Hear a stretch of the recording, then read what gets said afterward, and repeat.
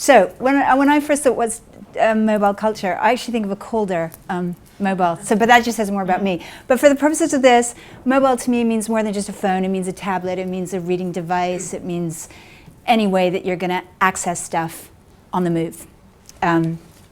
Frankly, everybody's pretty much like that. I think a lot of people already said this, that it's, that looks really isolated. And there's lots of ways of joining it up, but frankly, this is how everybody is. So we as content producers have to figure out how we get our content there, and that those people are all texting each other saying, you've got to read and buy this book, or whatever it might be. You probably all saw this video, which is like this magazine is an iPad that doesn't work or whatever.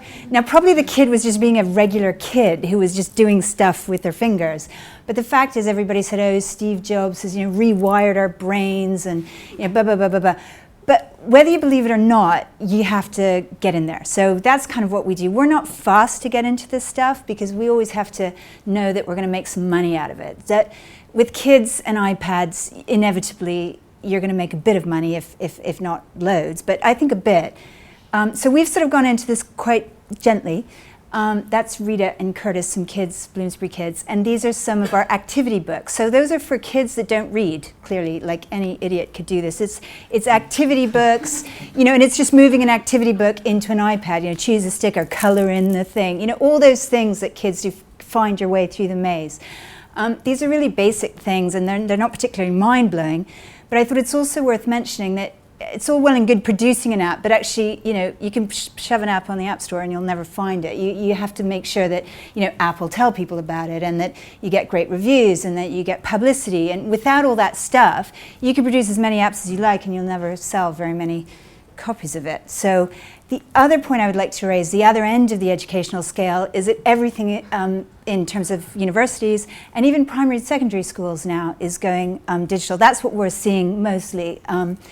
And all the contracts I'm doing at the moment are about getting textbooks into digital delivery. Oh, a word is gone there. It used to say market research. We also, market, hey. We market it, yeah, let's market. Anyway, market research was what it said before I obviously deleted it. We don't do anything unless we know there's a market for it, because we don't want to do something and just waste all our money and not have any money come back.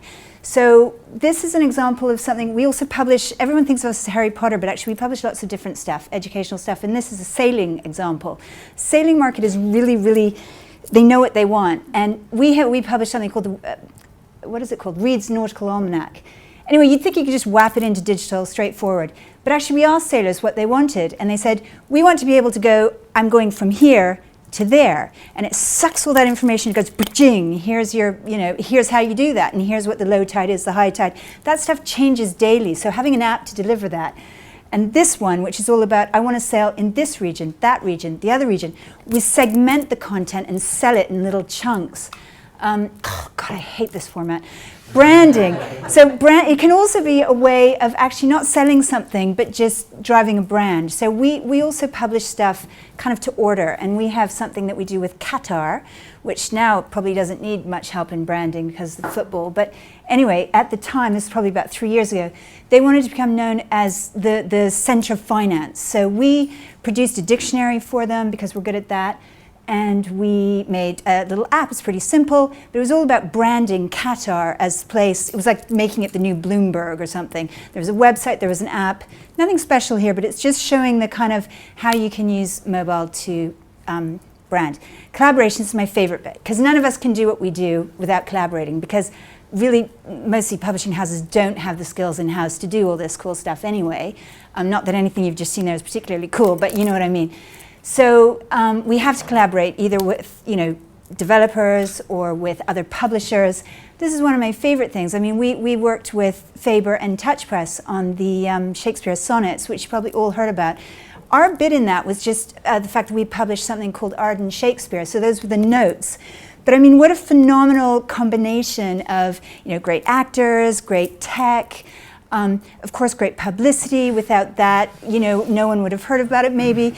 But that's something where actually the app took what was just straight text and made it better than it could have been. And that's not always the case, because frankly, some things should just stay as straight text, as far as I'm concerned. But you know, I'm probably a Luddite in that respect.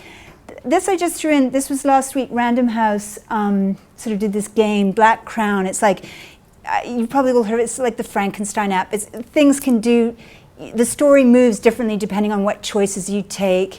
And again, I mean, this is just about interesting ways publishers are doing things. There's going to be more of this, no doubt.